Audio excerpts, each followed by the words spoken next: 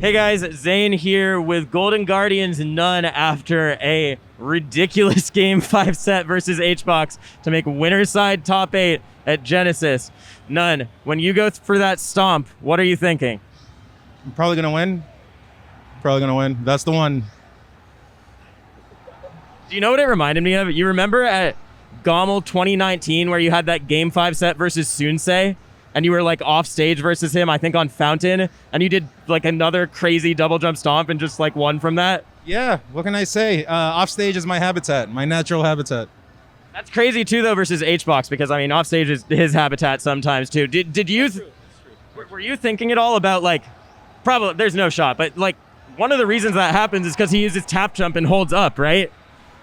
I mean, yeah, because Puff usually. I think if you use Puff, like if you're a Puff main, you use that. It's just part of like the way of playing the character. So like that happens every now and then, you know, when versus Puff, they just don't recover because they forget to let go of jump and then press it again.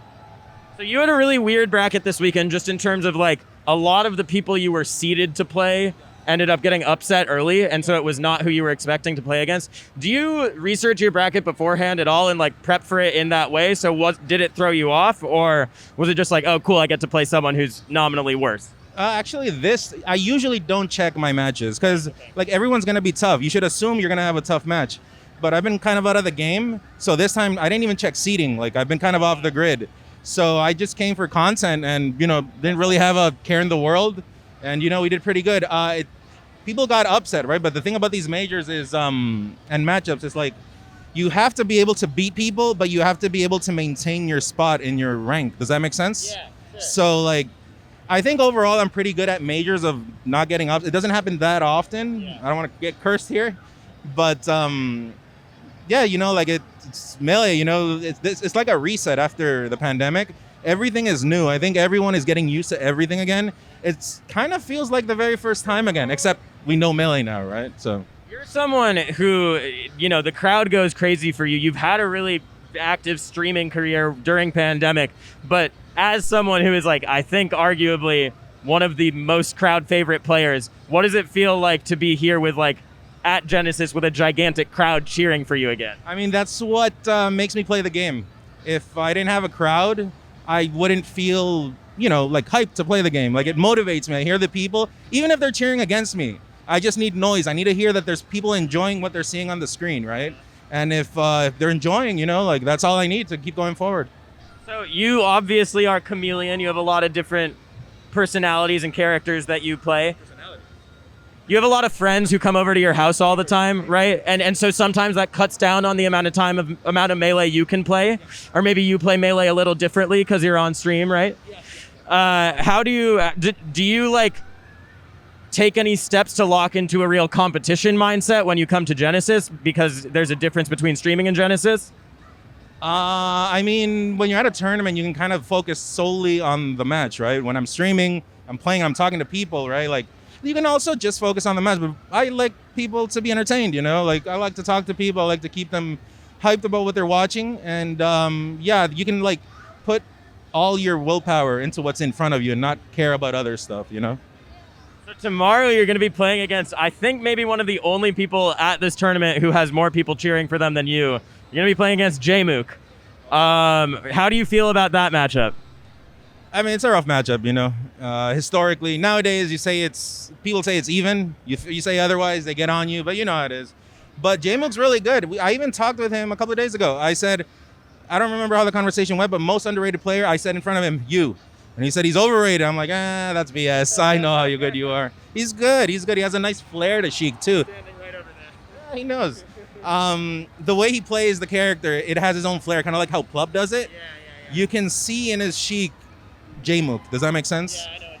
And that's pretty cool. I like people that just distinguish themselves with playstyle. So should be exciting either way, regardless of how it goes. Do you think about the player and the playstyle at all when you go in to play against someone? Do you like think about? Yeah, for sure. Yeah, because you know, at the end of the day, we're not robots, right? We're people, and you know, like I like to exchange interactions with people, see how they respond. You know, see how I can punish that, and it's just like everyone's different. You know, if it wasn't, we'd be all robots, like I said. I think it's interesting just because, you know, you play a pretty unorthodox Falcon, he plays a pretty unorthodox Sheik. One of your real big breakouts was beating, you know, not standard Sheik, but robot Sheik in a way in terms of beating M2K. And now you're faced with someone who is as far away from that as possible.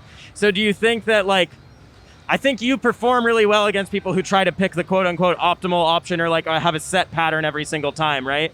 Do you think that there's something to playing against Jmook that'll interact with your some chemical mixture that'll happen in an interesting way? I mean, it makes sense, right? If someone plays pretty basic, you know what to expect. He kind of plays not flowchart.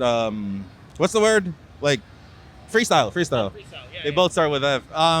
So no, you don't know what to expect. I like those kind of people because every single match is going to be different. Like tomorrow we play, in 2 months we play. It's going to be a total different match. So I'm excited, to be honest. I want to see like what happens. Yeah. So you said you just came here for content. I mean, I know I saw you doing Golden Guardians media stuff, but now that you're in Winner's Side Top 8, not having even had any expectations for that, do you go into tomorrow with any different mentality? I don't know. I think they're mad at me. We had some plans for tomorrow. We're going to do a shoot, and now like I ruined everything. So I don't know. I'm going to have to talk to them, see what happens. I was just talking to someone who said that to make Winner's Side at Genesis this year, you either need to be sponsored by Golden Guardians or be from upstate New York. That's the way to do it? Yeah. I mean, it's you, Zane, Cody, and Jmook. There it is. That's the evidence. Yeah. All right, well, n0ne, thanks so much for talking to me. I'm really excited for you versus Jmook tomorrow. You have any last things you want to say before we end? No, just overall really happy, all the Slippy kids. You see how many? So many new people are like, you don't see them at tournaments. I love your stream, this and that. It's nice. It's uplifting because new people in the game, new people in the community, it feels good, that what we do inspires others to do the same thing that we do, right? Yeah. So it's a sense of accomplishment, I guess you could say. Well, thanks so much, n0ne. For any more Genesis 8 content, you can keep watching here at PGstats. Thanks, guys.